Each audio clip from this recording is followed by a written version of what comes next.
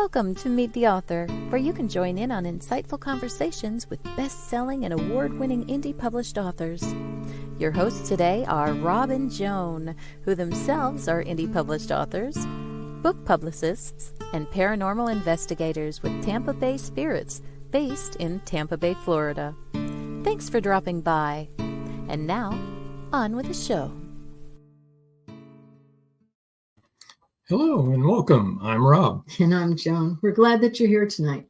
Whether you're watching us live or listening to the podcast later, we really appreciate that you're in our audience. It's good to have you here for sure. Want to remind everybody Sorry. Allergies. every Thursday night at 9 o'clock Eastern time, we go out on WDJYFM.com. And you can go right to there. You can also, that's 99.1 if you're in the Atlanta area. If not, you can listen on the radio, on the online, www.wdjyfm.com, 9 o'clock every Thursday p.m. Also, Saturdays, episode rewinds on at 5:30 every Saturday, 5:30 p.m. Eastern time as well. Next week, I'm not sure who I do know who our guests are going to be. Next Wednesday, 7 o'clock. That's May 8th.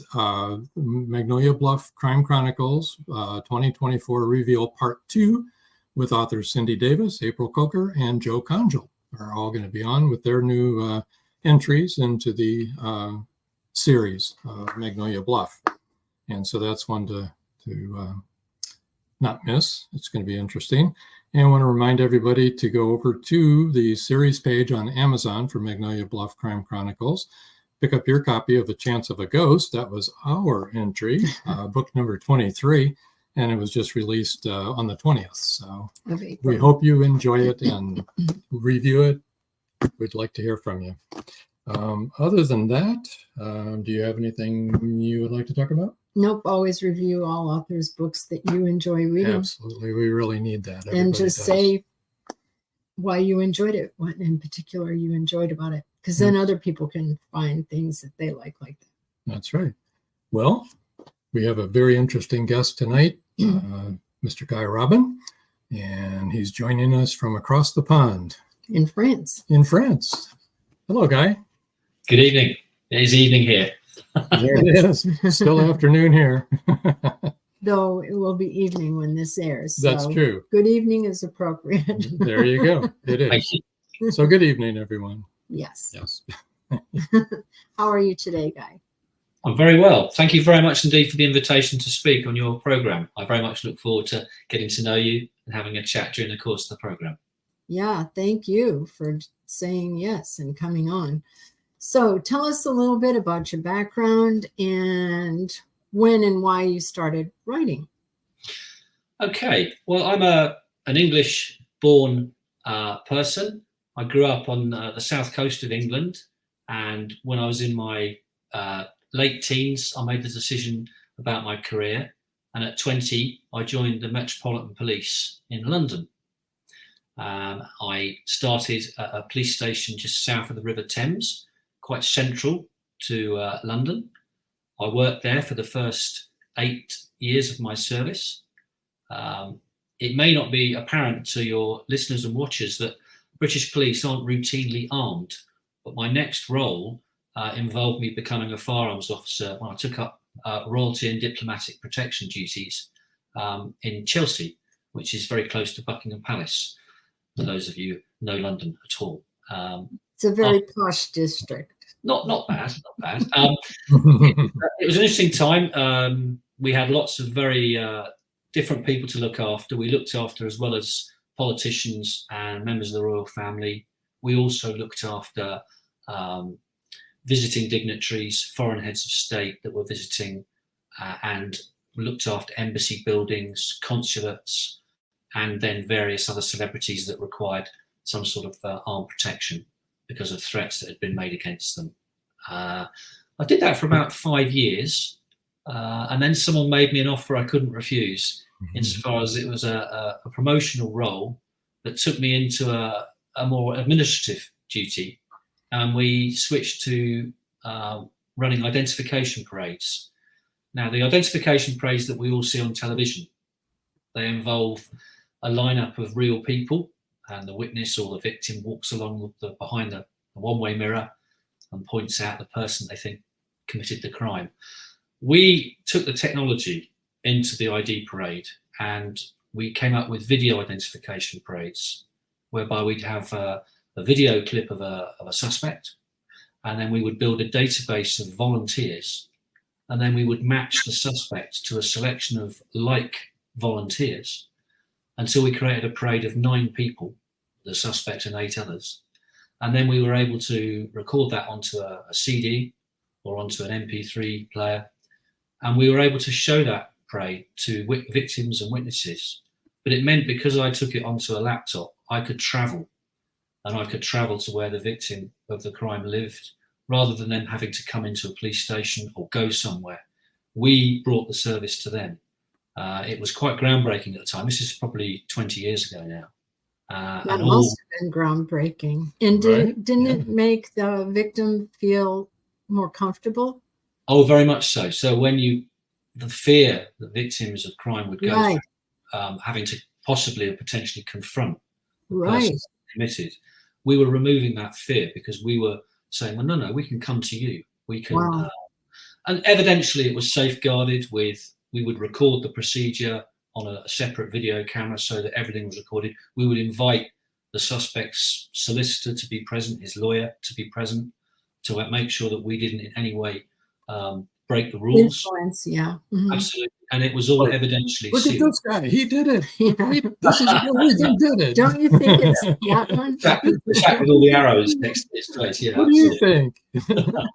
So it was quite a groundbreaking thing, and we were able to develop it as the technology got better, and we improved the software, and we were able to provide a lot more identification rates. I think we upped the volume, because it used to take an awfully long time to do an actual proper lineup, because you have to go and find the people to be the volunteers, and that's not easy.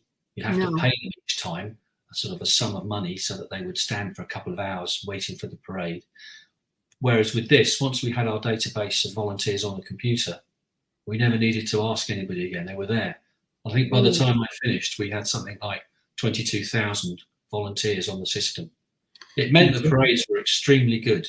Do you think that the increase in the amount of cameras that are everywhere now, do you think that has helped, or do you think that has hindered? Well, there are people within the police service and outside who are known as super recognizers, and they are able, through using CCTV stills, they can recognize a suspect from an image that they see.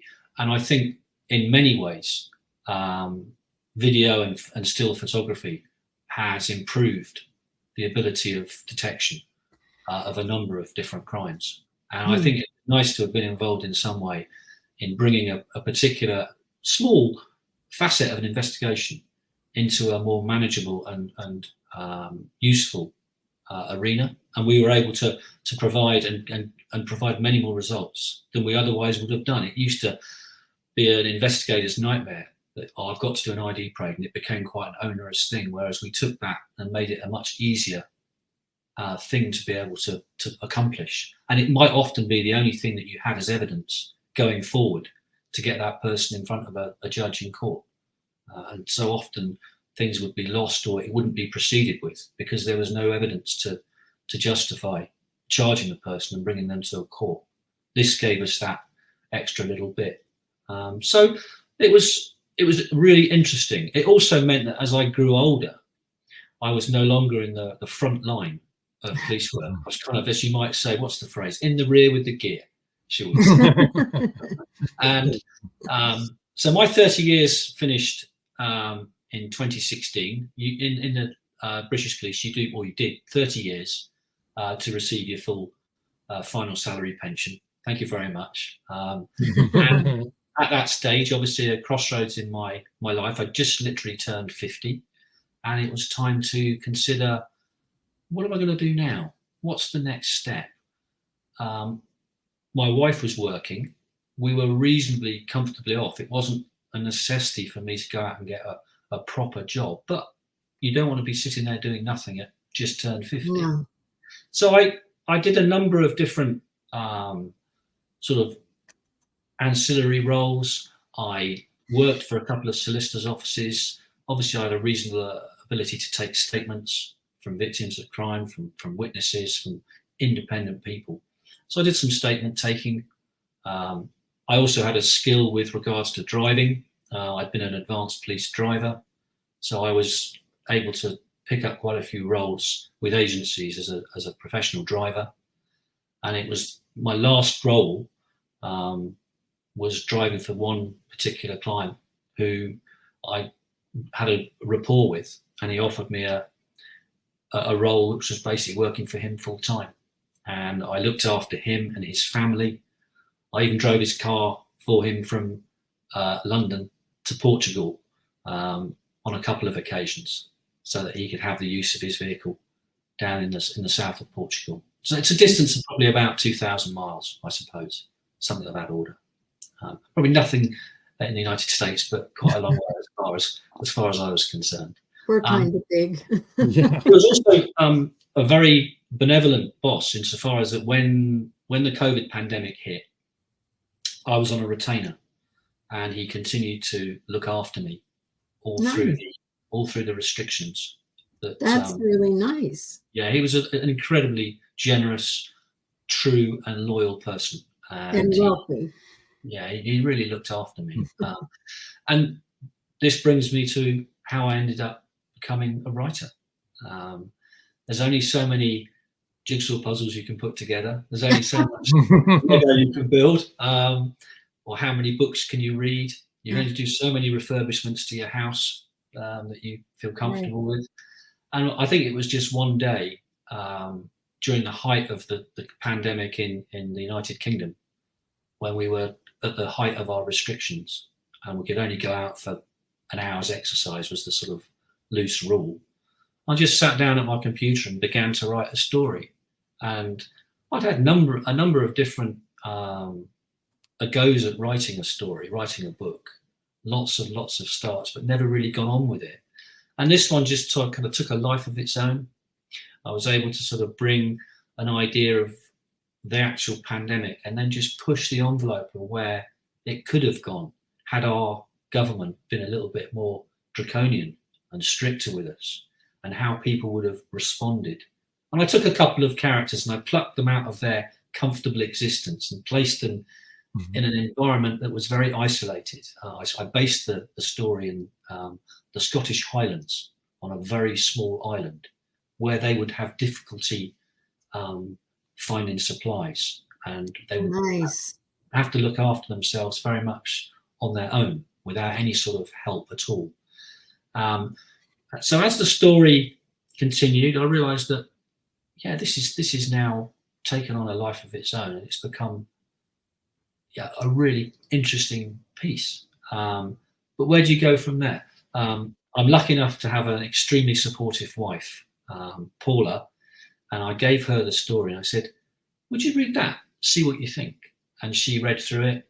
She made a few corrections. In fact, she's now my #1 proofreader. And she went through it and she said, this isn't bad at all. This really isn't bad.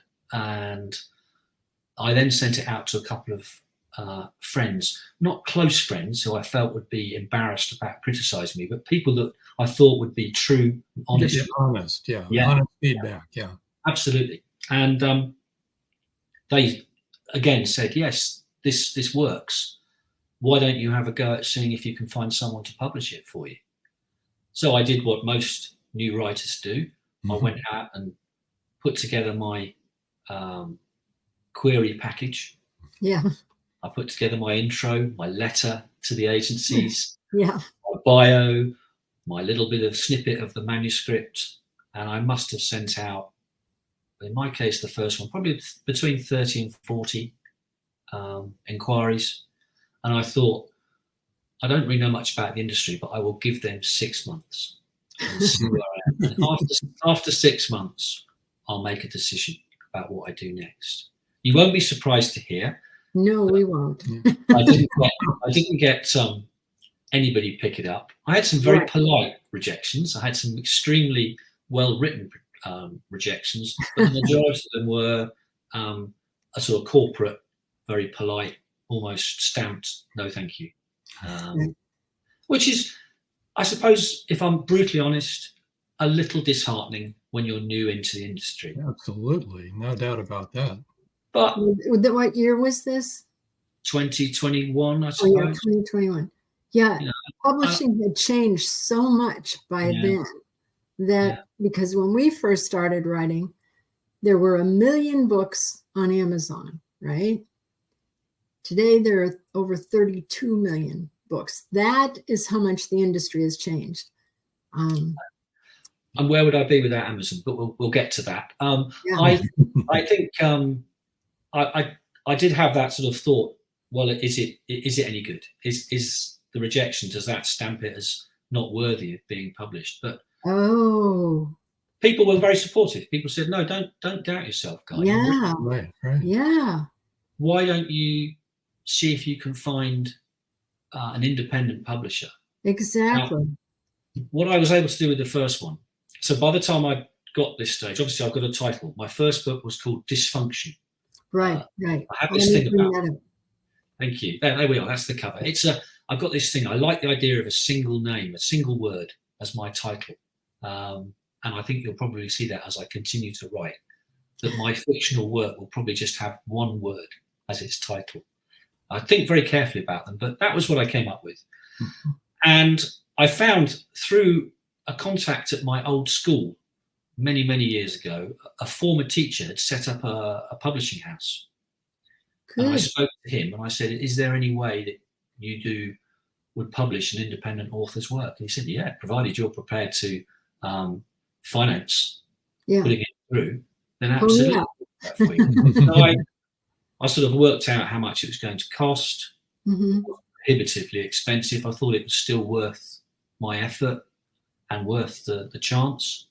And we got together. I found a proofreader and a copy editor to do a professional proofread and copy edit on the piece. They then put it together. I found a cover designer, all of this online. I was very pleased with what the designer came up with. I thought it was just what I was looking for. And there's a sort of an air and menace about it. And you've got the landscape as well. I just like the idea of it. And we then, we thought, well, when can we publish? And we ended up with a date of March of 2022. So it went out as a paperback and it went out as the Kindle edition in March of 2022. I have to say, not have the greatest following on my social media platforms at that stage. I was very new and naive to it all, and something I'm now remedying as we go along. Yeah. And building my confidence and being more comfortable outside my comfort zone, which is where I find myself as I'm doing my marketing and my promotional stuff, because it doesn't sit naturally with me. Or any new author, especially a new author. No, right. We have to take our first sponsor break. Okay. A set of commercials, and when we get back, we'll chat a little bit more about that. Okay. Maybe we can talk you into reading a little bit. I'll be glad to. You think so? Okay. All right. So don't go away, folks. We got a lot to come yet. Many secrets are hidden within the darkness of the jungle. Now comes part 4 in the Jaguar series by retired Hollywood scriptwriter George Dismukes. In this saga, Brandon, Andrea, and Naja, the Black Jaguar, go deep into the Mato Grosso jungle on a mission to rescue 2 kidnapped children. During their journey, they encounter many dangers, including Yanomami Indians, bent on revenge for the murder of one of their warriors. Return of the Jaguar is book 4 in the Jaguar series, starting with 2 faces of the Jaguar, the Lost City, and the Jaguar's Quest. All 4 are available on Amazon, Barnes & Noble, and other bookseller websites worldwide. Return of the Jaguar is a must-read.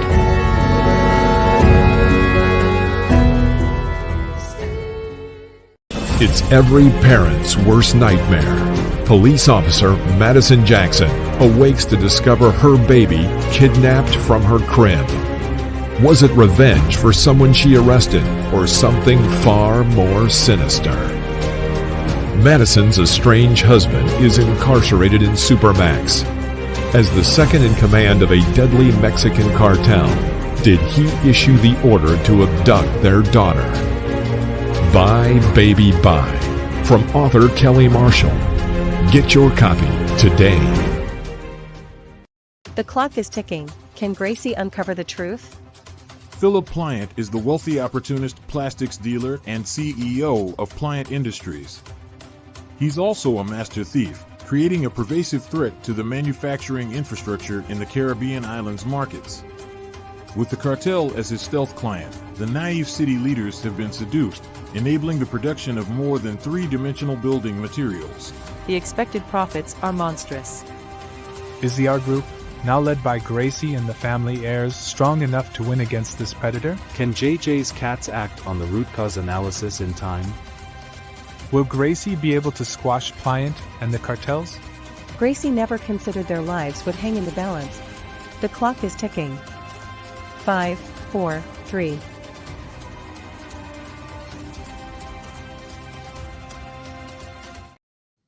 And we're back. For those that are just listening to the podcast, that was from the last commercial was for The Enigma Tracer by Brakefield and Berkey. And I want to remind everybody, because I know that you forget, this is a pre-recorded visit, so you can go ahead and make comments, but we won't be reading them on the air or answering them right away. Right. So if you have anything for Guy, we'll make sure that he gets your comments so he can respond to you himself. Right. And what we were just talking about, I did want to say for any would-be authors that are listening, or any new authors, we've had New York Times bestsellers with all the big houses, and all the way down to indie published by themselves, not through an indie publishing company, but just indie published. And none of us are comfortable with self-promotion, and none of us are comfortable with marketing. And all of us, including those New York Times bestsellers, have to do marketing. If you don't do the marketing, your book isn't going to be seen. No one's going to hear about it. Nobody will know about it. The big publishing houses no longer do for their publishers what they used to do 20 years ago. It doesn't happen anymore. Just doesn't happen. So anyway, continue with your story.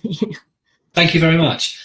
So once Dysfunction was out, and I was now the proud feeling of being a published author. Yes. There was a degree of pride. I was delighted. It felt very, very, very satisfying. Yes. Obviously, you very quickly come to terms with the fact that you're not going to be a Sunday Times bestseller or New York bestseller. You might be lucky in a month to sell 3 or 4 books, and you very quickly adjust to that fact. But it doesn't dissuade, or it certainly didn't dissuade me. It was the fact that I'd really enjoyed the writing. Exactly. I found it so cathartic, so good for my mental health, and keeping my brain active as I get older. And it was the enjoyment of learning new words to use, of expanding my vocabulary, of coming up with stories that were perhaps maybe original, but just with developing a style that I hoped would be of my own. As I've said, the marketing side of it for the first book was a struggle. And as I've moved forward, as I'm moving forward now, yes, it's not natural, but it's starting to become a little bit easier. And I feel slightly more comfortable as I sit here talking to you today. So whilst Dysfunction was out there, rather than sit back and think that was great, I immediately embarked on the next project, and sort of pretty much started writing it in the summer of 2022. It was a completely different genre. I was intent on writing a historical fiction, and the basis of the story was my German grandfather. So there's an awful lot of truth in this story that I've just put out. My next book obviously is Indomitable, and thank you very much.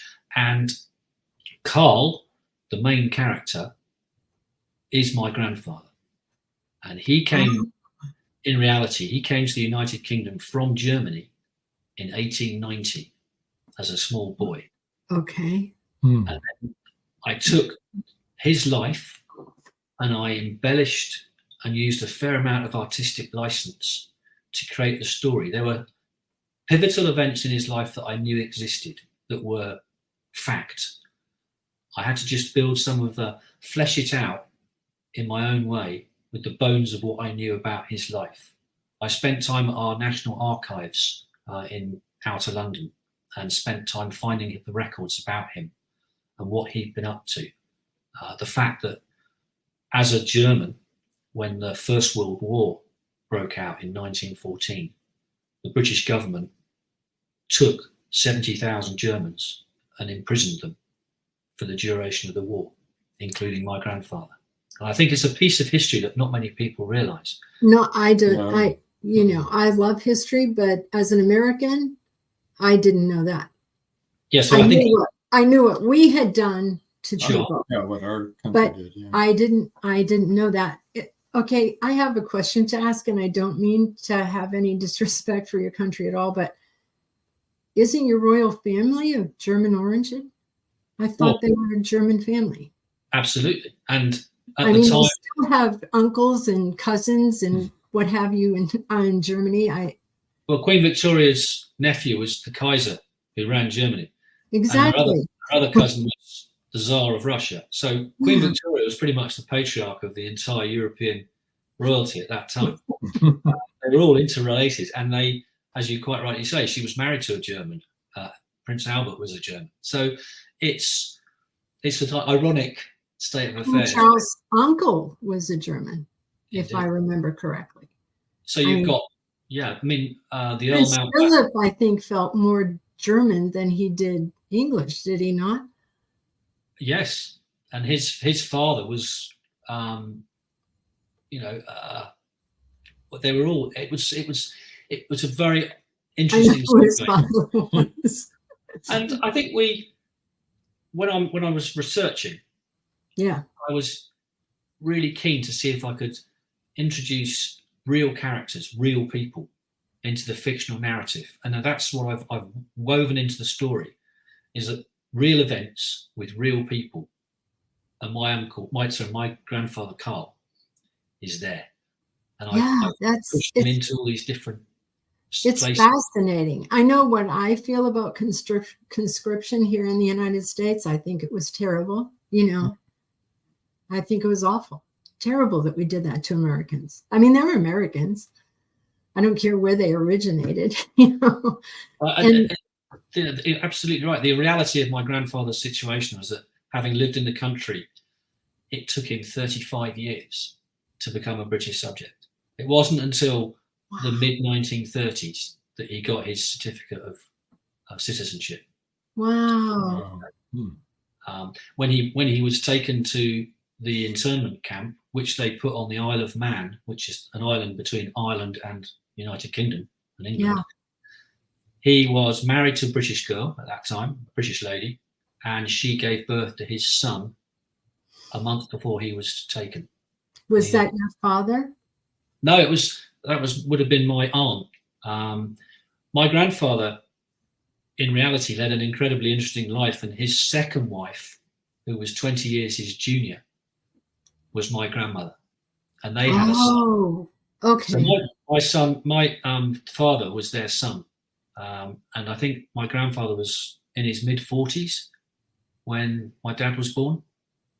So it's all wrapped up in the story. I've changed fascinating most of the names, but it deals with a period in history starting at the turn of the 20th century, going right up to about 1955-56 is when it ends. That's amazing. I have another question. This is making me think, just because of the way you were speaking about your first book, which was, as we said, was dysfunction.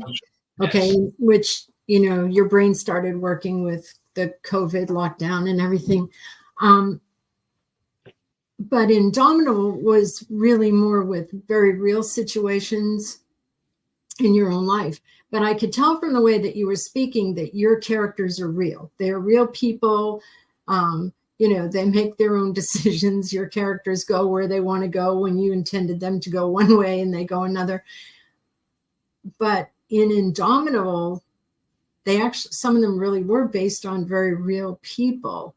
But did they still become, how do I say this, real to you? Did they become your characters that were very real to you, that you were connected to? You know what I mean? Yes, I do. And I think, yes, that is, it would be correct to say that. But I never had an opportunity to know my grandfather. He died, sadly, when I was only, I think, 2 or 3 years of age. And my elder brother knew him because he was some years older than me. And he said he was an incredibly rich and interesting person to talk to, and his life. And most of what is, to all intents and purposes, yes, it's a fictional account, but the bones of what happens in the story is true. And I've got the National Archives sort of records to prove that what some of the things that happen in here did actually happen. You just have to work out, well, he may well have been at that particular juncture. He may well have been in that situation. And to make the narrative work, and then to do the research and to sort of feed in moments in history that perhaps people don't know as well as they might, and then be able to inject fictional characters into real events. I found it really great fun. I found it really rewarding and satisfying. And I really did get an awful lot of pleasure from putting a story together and moving it along every time. It will make people laugh. It will make people cry. I've had people read it and I've had reviewers say, you made me cry, because there is heartbreak. You can't have a story called Indomitable without there being some adversity going through it. And it's a page turner, but it's also a tearjerker.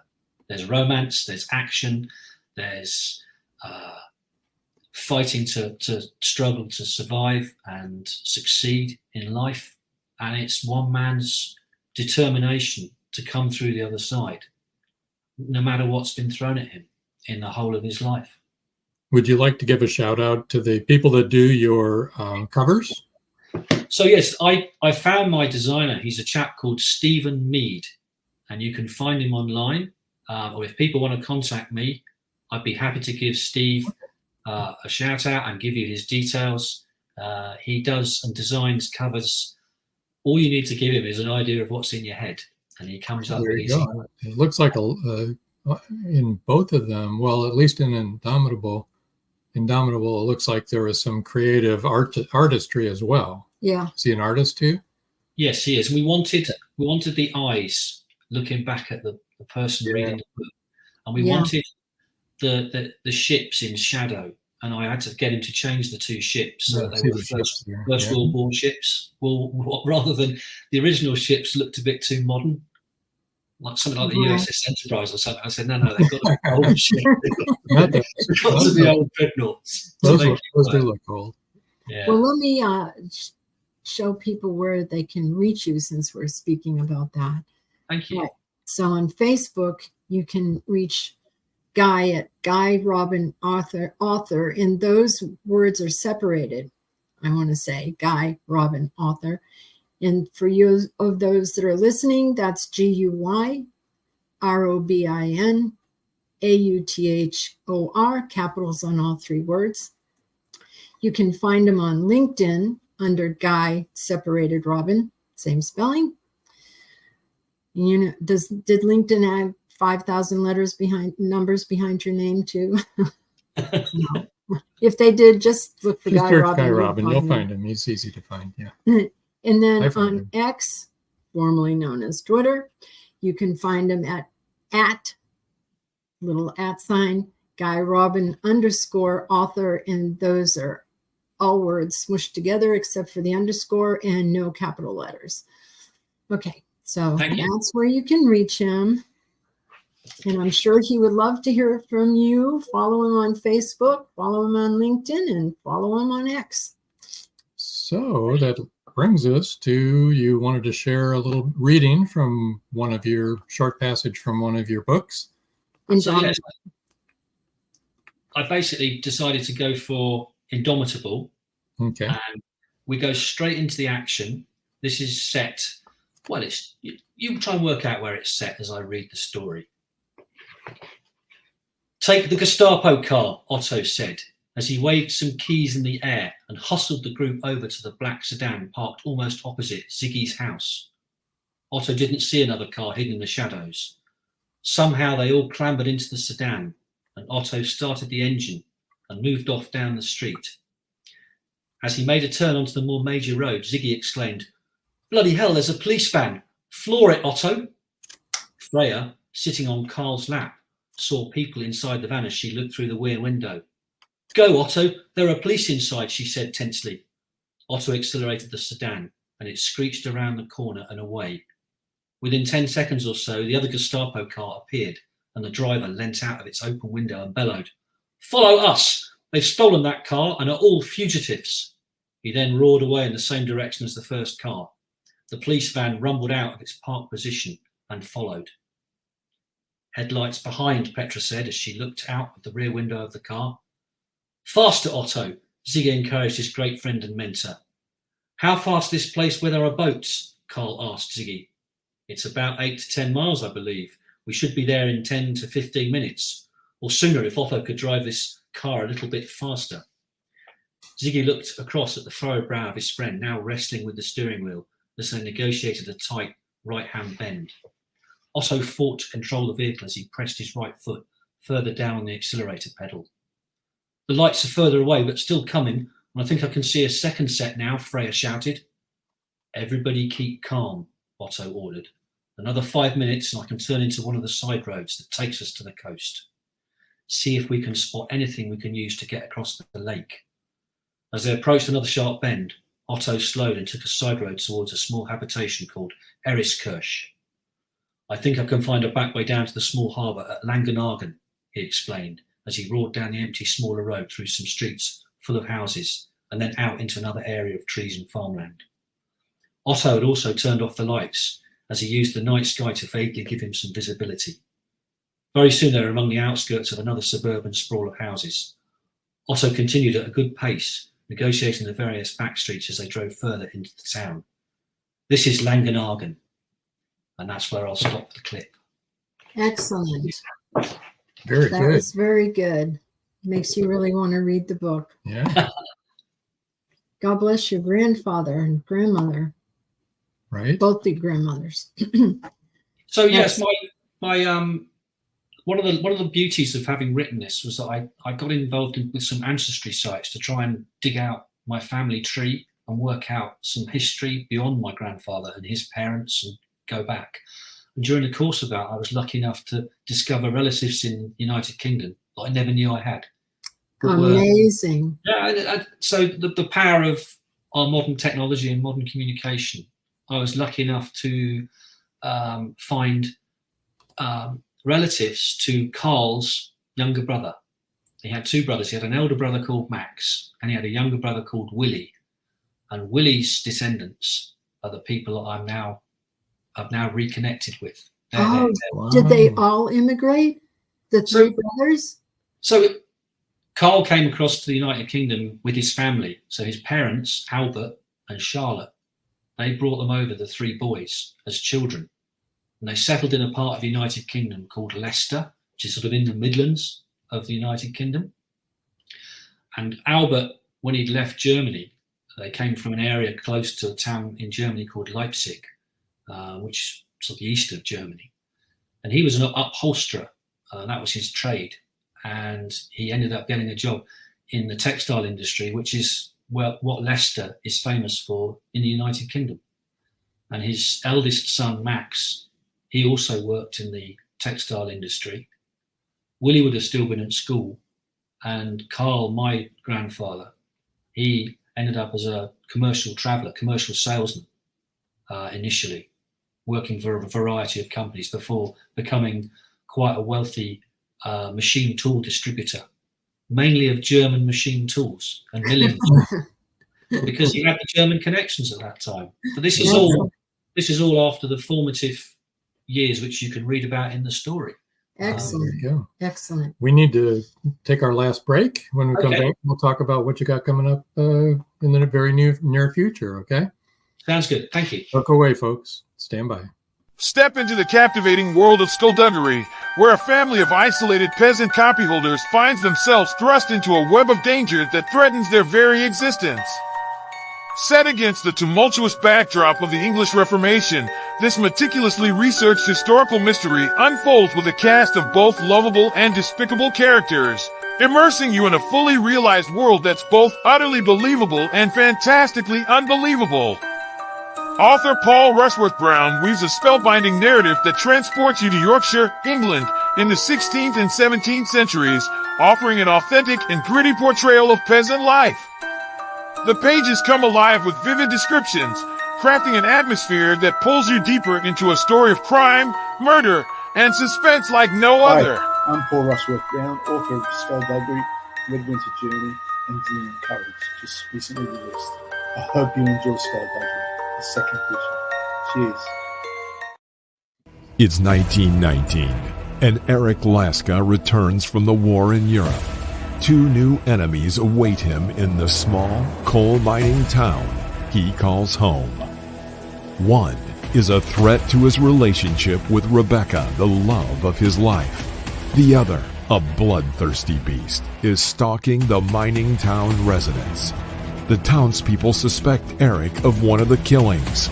An old man and Rebecca's 11-year-old sister have seen the beast, but only Eric believes their story.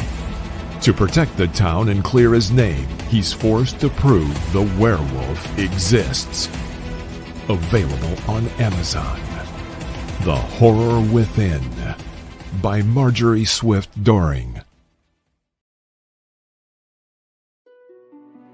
Paradise, my prison. Charlie Flint awakens from a deep sleep and finds himself alone on a tropical beach surrounded by a palm tree jungle and exotic animals.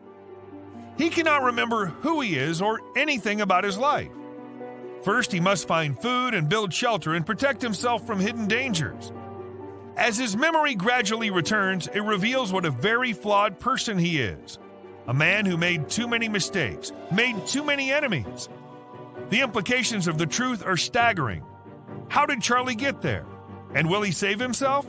Paradise, My Prison is the riveting new suspense thriller from retired Hollywood scriptwriter George Dismukes. Paradise, My Prison by George Dismukes is available in jacketed hardcover, softcover, and all ebook formats worldwide.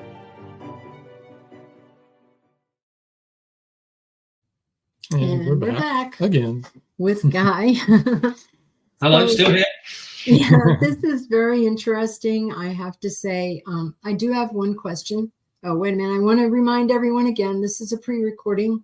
Mm-hmm. And if you're making comments, there's a reason we're not putting it up on the screen. It's pre-recorded, not live, even though you're watching it live. But go ahead and make the comments and we will try and answer all of those. And if there's anything particular to Guy, we'll try and get him to answer that. I had a question that I know that many of our audience always want to know. And I'll see if you're familiar with what I'm talking about. Are you a pantser or a plotter? And do you know what those words mean? I'm not convinced. Okay. No. A plotter is someone who outlines their book and their chapters and knows exactly what they're going to write about. They follow the outline. A pantser is someone who flies by the seat of their pants and just starts writing and writes the book and, continues to go through and correct and adjust along the latter, a pantser. Pantser, yeah. Yeah. Yeah. Most of our audience are pantsers. Most of us are like hybrids. We kind of have an idea where we're going. We're not sure how we're going to Every get once there. in a while, you have to go back and put an anchor down and say, okay, here's where I am. And okay, yeah, I do still want to go that way. And, this is the end, follow the arc or whatever, so yeah, every once in a while you have to do that. I think everybody does. Yeah. But, yeah. The last book we just finished, as a matter of fact, is about 20,000 words shorter than we had planned on it being, because we came to a point where it ended and Rob turned to me and said, I think that's the end. We don't want to continue from there. We have to leave there. And he was right. It's a high point. It's an emotional point. A very emotional point. And a significant point in the whole story. So it's like, let's stop while we're ahead. Let's stop there, because that's a good place to stop. And then tied up the loose ends with an epilogue, which is what we did. Yeah. But I can see, I think depending on what I'm writing, I pitch myself as a multi-genre author, because I've written a dystopian fiction and I've written a historical fiction. Good. Obviously, I know what I'm going to write next. Is it dystopian? No. I'm going to go for a true account, sort of biography. Oh, that's right. Yeah. Yep. Which you is said you've already gotten it. You said you've already gotten it written, right? I mean, pretty much. Yeah, basically, it's to all intents and purposes, it's complete, and it's just now going through the production stages. Yeah, so we don't have to wait too long then, right? Well, I'd like to get it out this year, and I think we can think maybe towards the end of the summer. I think it will be ready to go. Cool. Now is the formatting, editing, rewriting. Yeah. I'm going back through it line by line. And there's also line by line editing. Because it is to do with my formative years in the police force in London. The anecdotes that go with it. Every so often, I get a light bulb and go, "Oh, and there's that one." I've had that. Right. Because you tend to forget until you're immersed in that time period again, right? Absolutely. I was out having dinner last night with my wife, and we were sat chatting about stories and some of the anecdotes that I have written. And then I told her other stories, and she said, "Are they in the book?" I went, "No." She goes, "Oh, really? They should be in the book. They're brilliant." So good. Obviously, I've note to self straight away in the phone, don't forget that story about the full moon. Don't forget that story about the Gorbachev incident and all things like that. There's a full moon story, huh? Oh, yeah, there's a full moon story. There's a Gorbachev story. Here in the States, right? All of the first responders, those in the hospital and those in the fire department and the police department, all hell breaks loose when there's a full moon. Which kind of brings me to a question I had, actually, and that is, on your other two books, your first two books, does any of your police background, how did that factor into either one of those two books? Did you have to draw from that at all? So I was able to use the knowledge of firearms I have in the first book, because there is a degree of weaponry that's involved in the story. So I've got the knowledge of how to use firearms. I've got the knowledge of how to make them safe, how to fire, how to operate, and how you would look after munitions. It's not something that's as common in the United Kingdom as it is in the United States. And an awful lot of people in the UK have no clue about firearms. Right. I'm fortunate enough to obviously have a ready understanding of the majority. And I cheated. I made sure the weapons that my characters had were weapons that I'd actually used myself. I could talk more knowledgeably about them, because that was what I used on a daily basis, or carried on a daily basis. Now, wasn't it kind of difficult when you were on your first period of duty there down by the Thames on the south end? Not having a firearm. Not having a firearm. Wasn't that a little intimidating? Because criminals are going to have firearms. Not so much in the United Kingdom, not in those days. So we're talking the mid-1980s, and I walked out after my training, and I walked out after my 10-week street duties course. So my first day as a fully fledged London beat Bobby, in my very smart tunic with a hat that you all know and love from the tourist film. The helmet, yeah. The helmet, yeah. Armed with my wooden truncheon down the back of the trouser leg, and a whistle and a notebook and a radio, and that was about it. A pair of handcuffs, and that was about it. And you just trust yourself to even we tended to patrol on foot alone. It was very rare to patrol in pairs. Wow. It was just you. So yeah, anything you could come across, you would just find yourself maybe the first on scene dealing with whatever it was. And I think the beauty of what comes across when I get this book out is the sheer variety, and every day something different would happen. And it was a boring job. Not a 9 to 5 Another day at the office, darling. It was very different, very different. Right.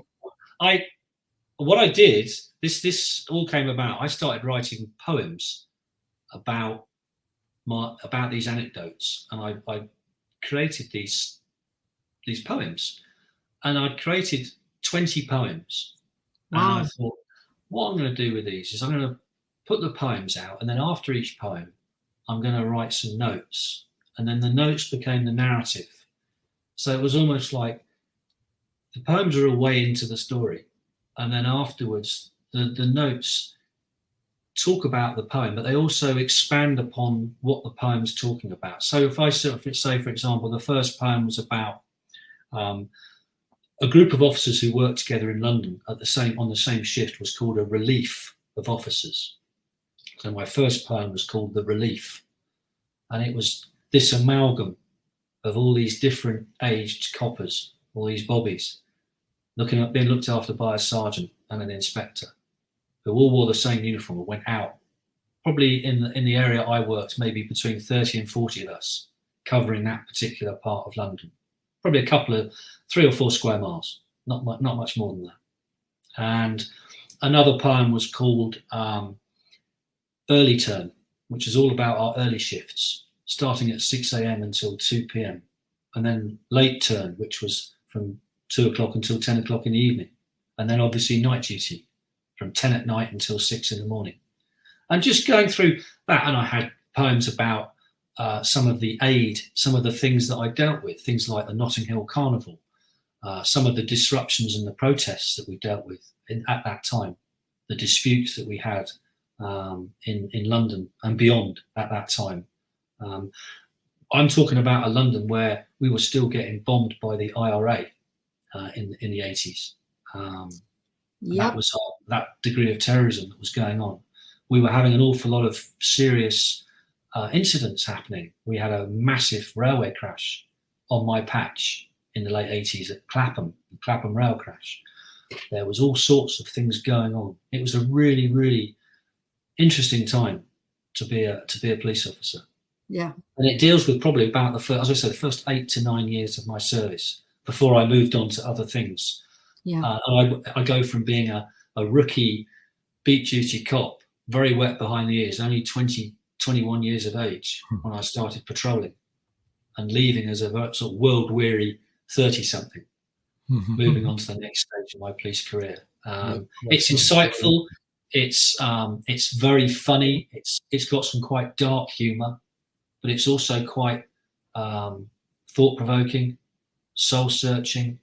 Some of it's harrowing to read, but it's truthful. It's honest. It's just an account, and I'm very proud of it. I'm looking forward to getting it into print, because I think it will say something to an awful lot of people at a time in the United Kingdom where today the police are under such scrutiny, not necessarily for the right reasons. And I like to see that. I would love to see people return to perhaps the way things were in my formative years, but I feel unfortunately the genie's out of the bottle and we've moved on as a society. I think so too. Actually, hold on just for a minute. Don't anybody go anywhere. But we do have to tell our Atlanta viewers that we're going to say goodbye to them. Good night, Atlanta. Good night, Atlanta. The rest of us keep listening. So Rob and I are of Irish descent. Okay. And my family kept all the letters from our family in Ireland through the years.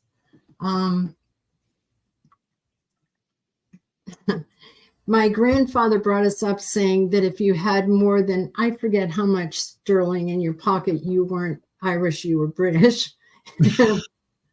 Yeah. 2 pounds or something. Yeah. And I remember my parents went to visit London, and they were there when the Tower of London was bombed by the IRA. And my parents had just visited there. And my father comes home and says, wouldn't that have been funny if we had died, if the Irish had killed their own? And we said, no, it wouldn't have been funny. Those are terrorists. And we used to have these arguments with my father all the time that the IRA was not fighting for freedom. They were terrorists, you know. That is so difficult a conversation to have.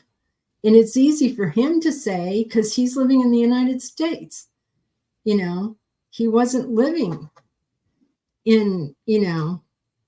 We just felt, I think at that time, we were going from one sort of attempted bombing to a failed bombing to another situation. And they were just literally, it felt like on every day you were creating these cordons. One was on the bridge, I remember. Yeah, there was one at Harrods department store. There was a bomb there. Yes. We had one in Hyde Park, one at Chelsea Barracks, one in the city at Bishopsgate, which was an enormous bomb. And then one of the last ones that I recall was at South Quay, which is another part of London. And they were all just terrifying events to be anything close to involved with. Because you just didn't know if they had maybe a secondary device somewhere. That was a tactic that was starting to be employed, that you'd be somewhere and they would wait for the rendezvous point and they'd have a bomb where they thought your rendezvous point would be, to see if they could kill a few more of you indiscriminately. So it was an interesting time to be in the service, I have to say. A harrowing time, I would think, you know? Yeah, I think as a consequence, we became very close as a unit of officers. We bonded to a degree that I don't think in the rest of my service I ever replicated. That bond of friends that I made and those connections I made in those 9 years, I'm still friends with all of them now, 30 odd years later. And we have lots of reunions, and because we had each other's backs, and there's that camaraderie, you never lose that. And it's the same with military veterans. If you've served, you know what you're talking about. And I'm sure that's exactly the same in the American situation. Right. Oh, yeah. I was going to say it's just like being at war. But, I think that a lot of, there's more Americans of Irish descent than there are Irish in Ireland, as a matter of fact. And so I don't know how many people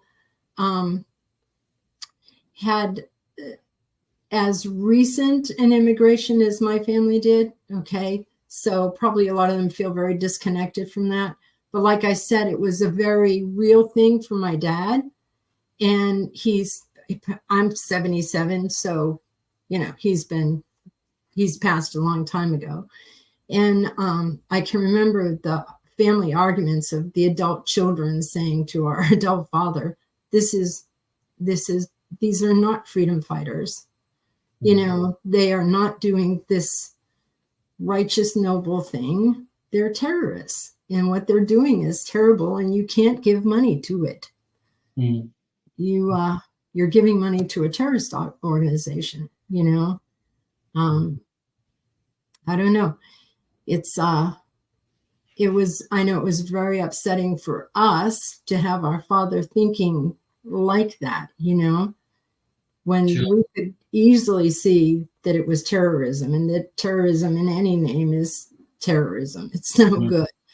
But for you to have been in the middle of that on the other side, you can certainly see that it wasn't noble. It was sneaky, and and innocent people were being targeted. Yeah, innocent people. It's like terrible. Yeah, terrible.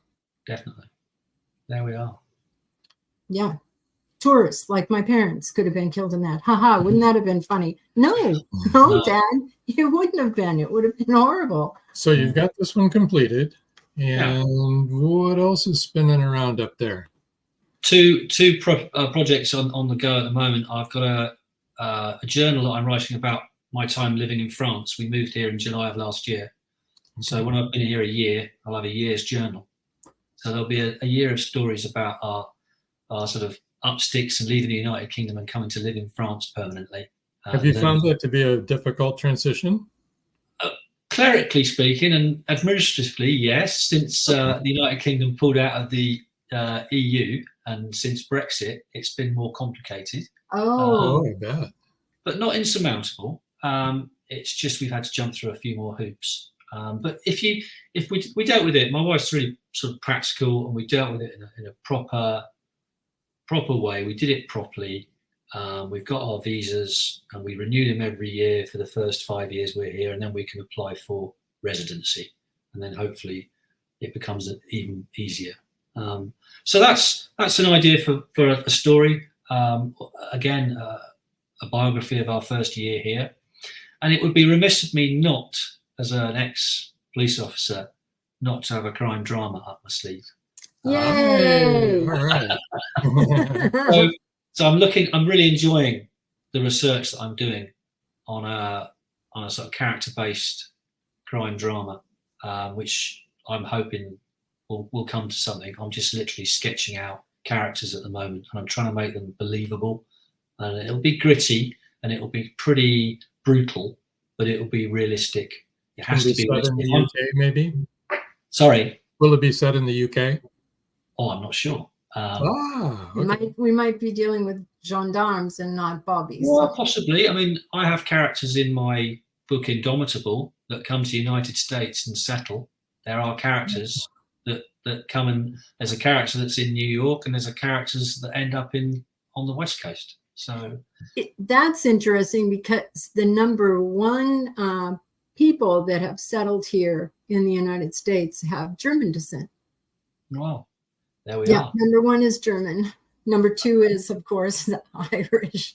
Well, I know that's part of the fact, you see, that I know Carl and Max, when they were interned, had applied to the United States to come and emigrate to the United States from England. And the United States Secretary of State gave them leave to do that, but the British authorities blocked it. And it's all written down in the archives. Isn't that interesting? You're going to prison, you're not going to the States. And how different it existed. My grandfather and his elder brother would have moved to the States, and they'd have started in the States. Yeah, just let me go. Wow. Why Isn't not? that, but then you would have been an American. Yeah. And you would have had a firearm from the beginning. Possibly. And I think what you have to understand about that time is that the Germans had just sunk the Lusitania, the civilian liner, and a lot of Americans were on board. In fact, I think it's what brought America into the First World War, the casualties that this atrocity had been committed by the Germans. And therefore, the feeling towards Germans, even by Americans, wasn't as positive as it might have been. And the British government's attitude was, no, you're staying here. You're going nowhere. Right. And they became quite...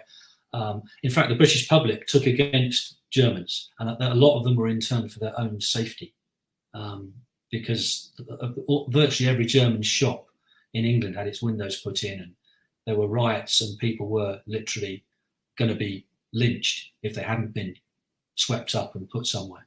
Oh. The feeling was running high, and this is back in 1915. Right. So we're talking, a long time ago. But it's all to be read and enjoyed in Indomitable. My maternal grandfather fought in World War One. Okay.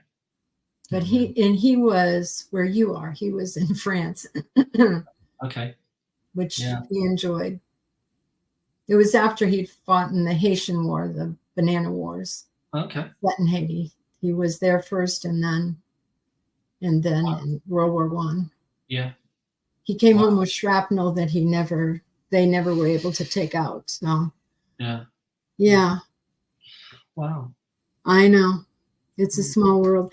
And so now you're living in France, which I think a lot of us would think that was the epitome of a place to retire. If you're going to retire someplace in France. I mean, come on, it's beautiful. We had the opportunity. When sometimes everything lines up in the right way. The timing was right. Our situation, both my wife and my situations, were right. And we thought, we can do this. Yeah. There's nothing stopping us. And we are quite dogmatic people. We will go after something. We don't sit around thinking about it. Just do it.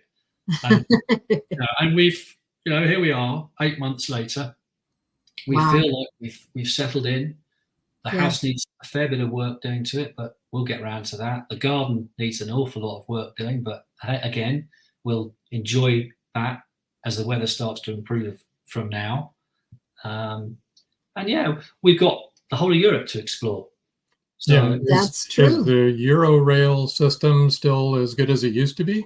Absolutely. And I can get to Paris in 2 hours on one of their trains from here. And we live, 400 miles away. It's a 200 mile per hour train. It's incredible. We're about an hour from the city of Bordeaux, where I live. Wonderful. So that's over eastern side or southern? Yeah, we're about an hour inland from the west coast, the Atlantic coast of France, where Bordeaux is. Big red wine country. Nice. Which is a shame, obviously. Yeah. So have you learned French? Are you going to learn French, or did you already know French? You're learning it. We do try and do a little bit of French every day. We've met some people and become friendly with a group of people that like walking in the hills and the valleys, and we've gone and joined them. So we're forcing ourselves to speak French. We don't live in a particularly English part of France. Right. We are very much in a French village, right. and it forces you. Yes. As much as you can learn, online and things like that, the best way of learning is speaking to people or trying to understand them as they speak to you and converse. And so getting a plumber to come in and deal with the house, and an electrician and someone to do jobs around the house, you have to understand them and get a vocabulary together in French so that you can get these jobs done. Exactly. So it helps, and I'm confident that I don't think we'll ever be fluent, but I think we will. You might be surprised. We'll see. I mean, it's early days, and we feel where we've come in 8 months is pretty good. We'll see where we are. I lived in Mexico for 3 years, and so I was just thrown in there, and I had never. Of course, I took French in school and moved to Mexico. And I took Spanish in school and went to France. Okay. So there we are. It's really weird. Well prepared, right? Yes. But I did learn in 6 months. I could understand everything that was being said to me. I just couldn't speak it back, right? Yeah, I experienced a lot of that. You do that. And then after another 6 months, then I could speak to all of them. Though all of my friends said to me, hablas como ranchera, which was not a compliment. And they meant I was speaking like I had which is, don't think anything highfalutin or frou-frou-y. Everyone had a maid there and a gardener. And I had live-in maid and gardener. And so I spoke like them. And of course, they came from out in the country. So it was like saying I was talking like a country bumpkin, because they were the people that I spoke with all the time, because they didn't speak any English. And a lot of my other friends wanted to practice their English, and I wanted to practice my Spanish. So, but within a year, I was very fluent. And within a year and a half, I was dreaming in Spanish. I was no longer dreaming in English. And after 3 years, I literally was forgetting how to say some words in English, because by then I was totally immersed in all of my Mexican friends spoke Spanish to me all the time. So, one of the things we notice is we make the effort to speak in French to a certain shop, or we go in to buy something, and we embark on trying to speak, albeit we're making mistakes, but we are trying to speak French. Grocery stores were my best place. Well, there weren't really that many grocery stores. There were markets, and there were some. Do much better. We do much better with people if we make the effort. They appreciate the fact that you're trying. Oh, and they'll help you. Yeah, they do help you. And I think we've been so lucky. Our neighbours have welcomed us. We have a little bit of friendly rivalry with the French anyway. It's an old, long-standing thing. For sure it is. With English and French. It's friendly banter, I suppose you would say. Yeah. That's just really, I just think you're going to have so much fun. And I believe you'll be fluent. I ended up getting a job there. I was working as a missionary with some Indians, some natives, indigenous people, the Huicholes, up in the mountains. But then I had a job down in Guadalajara that actually paid money, and which was a good thing. And I taught English in Berlitz, which you have to be a native speaker to teach in Berlitz. So we had a French teacher, Jackie, who was from Paris, who didn't speak English. She only spoke a little Spanish and mostly French. So our conversations were really interesting because I spoke a little French and a little Spanish.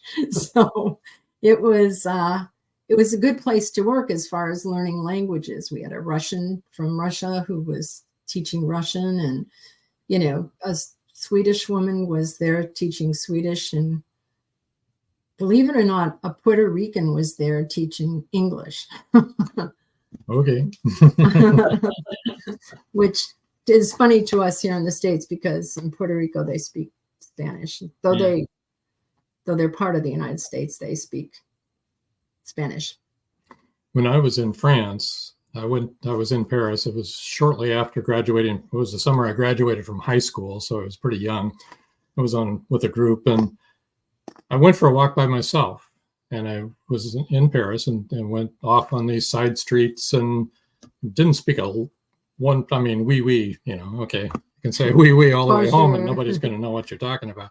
But anyway, I went I was hungry, so I went into this bakery that looked pretty cool. And I went in there, and I suddenly felt very alone because not a soul in there spoke English. And that's a very scary thing, you know, especially when you're young and, you know, you're used to everybody knowing what you're talking about. So I tried to order something, and it wound up being a lot of pointing and yes, yeah, that, yeah. How much money? I don't know, you know, all that stuff. So, but the people were very kind and very understanding, like you said, very helpful. I finally got what I wanted, which was good, but it was like, if you're trying, people appreciate that. Yeah, they do. And they were very, very accommodating and very nice, but it's a scary place to be if you don't know how to communicate. Sure, you know? Definitely. So anyway. I remember going to buy eggs, and people don't actually call them eggs in Mexico. They call them little whiteys, blanquillos. And so I would ask for that, which has another connotation that has nothing to do with eggs, which caused a lot of laughter and a lot of embarrassment for me, being a young woman. So they were kind enough to tell me, don't say that, say blanquillos. I was like, good to know. Thank you. Yeah, thanks for the heads up. Never said that again. And called them little whiteys from then on. But you know, you'll find colloquialisms like that where things, that's not the way we say it. Maybe if you learn Spanish out of a book or online, you would say it that way, but in reality, we say it this way. So it's just really fun. You're at a really fun place. I mean, it's exciting. Very exciting. I know. I think it's very exciting. It's like having a new life. You know? It's an adventure. It is. Right? Very much so. Yeah. Yeah. And in a beautiful place to have an adventure. I've got to say. It's been very stimulating for my writing. I find myself energized, motivated, and there's new stuff coming into my head thinking, yeah, I'm ready to go to the next one now. And it's just opened up a whole avenue of ideas for me.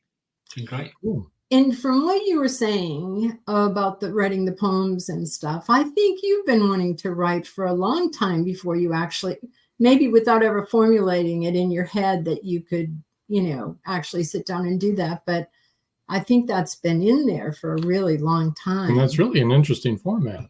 I like it is writing the poems and then going to the narrative. And then going to the narrative. Yeah. Right. That's really cool. Because the poems are going to be all feeling. I've seen that done before, but it's very rare, I think. Yeah. I just thought I can't just put the poems down in isolation. They need, because there's colloquialisms and there's jargon, I thought I've got to give the reader something to cling on to so they've got an idea. And then there's so many anecdotes that I thought I could throw in that would add a bit more light and a bit more interest to the piece and add humour and melancholy and angst. And I just thought, this is going to work. And, well, it remains to be seen if it does work, but I hope it does. I'm sure it does. Sounds like it would. Yeah. Sounds like it would. Yeah. I like the reading that you did. And yeah. It's interesting. You are multi-genre for real. Thank you very much. That's good. That's a good thing. Yeah. It's awesome. Anything else you'd like to add, or? No, I think I'm really appreciative of the opportunity that you've given me. I have an opportunity to thank you so much for having me. It's a real pleasure to speak to people on the other side of the pond. I don't get an opportunity to do that. I apologise for my accent if it's difficult to understand me. Oh, not at all. Not a bit. I look at my returns and my figures, and the way things are going as we speak, 2 weeks after publication of Indomitable, 20% of my sales are in the United States. So yeah, that's awesome. People are obviously maybe it'll go up a little bit more now. Yeah, hopefully this will give you a little boost. Hopefully, it's an audience, and I've been to the States I think 3 times in my life, and I've only scratched the surface. And I'd go back. We went to New England for our honeymoon. Awesome. That's where I'm from, Massachusetts. So we went to Niagara Falls because that's what tourists do. There you go. It's beautiful. We went there not too long ago. Yeah. And we drove right across the state to Cape Cod and had a look at Cape Cod. And we spent some time in Boston. Yeah. We didn't get to see a baseball game, but we did do the tour of Fenway Park. But unfortunately, there wasn't a game on that we could get to see. Then we went down to Washington. Nice. We wanted to spend some time in the capital to see some of the sites of Washington. And again, I could have spent the whole of my honeymoon in the Smithsonian. Isn't it? We used to live. Amazing. We lived there in Washington. He was in Washington D.C. for a while. He was there, and really, I could have spent more than 3 years in the Smithsonian. I love it. It's amazing. And we finished our honeymoon in Fort Lauderdale. Oh, okay. So we had. We lived in Miami for a while too. Yeah. We're in Tampa Bay now, though. Yeah, it was the last week, and we wanted some proper sunshine. Sunshine. And, did it rain, or was there sunshine? Yeah, of course it rained. Yeah, it's Florida. It's going to rain in the afternoon. Yeah, it was fine. It was a lovely trip, and then we flew back home from Miami at the end of the trip. It was a real sort of bounce around sort of 3 week, 4 week honeymoon. Really enjoyable. Awesome. Cool. Awesome. Cool. Yeah. Nice. And that's your whole time you were in the States? You said 3 times? Yeah, I came back again. How many years ago now? Again, only Florida, because we took our nephews to Disney World. Yeah, Disney World. Disney World. Apologies. We did the whole Universal Studios and the whole package. Nice. And we rented a place. Nice. I think we were there 2 weeks and tried to. Nice. I said I dipped out of the swim with the dolphins so I could go to Cape Canaveral because that was where I wanted to go. Yeah. Because I'd always wanted to go, and again, if I could only have seen a rocket take off, but you didn't get to see a launch. No. I've always been. Rob is a retired air traffic controller. So when I say we lived in these different places, it was a different air traffic control. Mm-hmm. And so when we were here in Florida, we were in Miami and we were here in Tampa, that meant that he got to go and sit with the astronauts' family as the launches take off and watch them. I got to stay in a hotel on the beach and watch. I never got to go, but he did. He got to go. You were still pretty close. I was very close enough that everything shook. We still see launches all the time here. And we're on the other side of the state, so you can still see them going up. It's pretty crazy. We're on the complete opposite coast, but we can see it and we can hear the sonic boom when they re-enter. Because now, because of SpaceX, they have rockets that can re-enter. That's crazy. Yeah. Watch them re-enter and land on a platform. You're like, what the? Really? And they do. Like a sci-fi movie. It is. Oh, yeah. When I first saw it, I said, that can't be real. That's got to be somebody reversed the film or something. Those sound right? There's no way they can do that. What we love are the 4 a.m. launches because we go out and the atmosphere is very cold at 4 a.m. And even when when it comes into the atmosphere, the gases that are giving off kind of like freeze in the sky and make all these crazy patterns as they're coming down. Yeah. And then that's when they're re-entering, and when they're taking off, you can see when they shoot out all the little satellites, you can see them coming off of the rocket. That's pretty cool too. You can actually count how many they set up there. So we see twice last summer we saw the satellite thing, Musk's satellite thing going over. Yeah. As it sort of flies by. So what the hell is that? Oh, it's that satellite thing. Oh yeah. Yeah. It's pretty cool. Pretty cool. Yeah, definitely. Yeah. Well, and you would think living here, we've lived here in Florida now for 25, 26 years. You'd think we'd get used to it. Nope. We still love it. Yeah. We still get excited. I'd be wanting to visit and see every single one. I'd be fascinated. Well, if you ever get back over this way, give us a Let us know. Okay? And definitely we'll have to go over to NASA and take a tour, because it's a wonderful tour and it's a fun place to see. It's amazing. Sure. I'd love that. Yeah, you can get to go on all kinds of rockets and all kinds of stuff. Yeah. But you were able to do that at the Smithsonian too. You can. Yeah, we could. There was a bit of that, and we got to sort of scratch the surface of it. But you sort of think, for someone like me, it was like, I've got to see more. There's 18 museums there, and then there's the other NASA place just outside of DC that has all the other Air and Space Museum. The Enola Gay that dropped the bomb on Hiroshima, and all that stuff. All right. Good reminders of history, that we need history. That's right. So we don't repeat it. Well, thank you so much for joining us. It was very much a pleasure to meet you. Yes. And we're going to move you over to the side now. Yeah. And there we go. Safe and sound. I hope that didn't hurt too much. Want to remind everybody, Thursday nights, 9 o'clock, WDJYFM.com, 99.1 in Atlanta. Also Saturday episode rewind, 5:30 p.m. And next Wednesday night, 7 o'clock, right here, same place, same bat channel. And anything else that you want to say? No, that's it. You're all set? I'm all set. Then until next time. That's all, folks. Good night. Good night.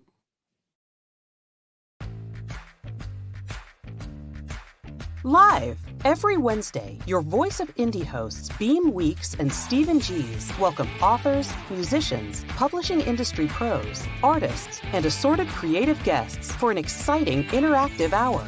Call in during the show or post questions and comments on Twitter for responses in real time.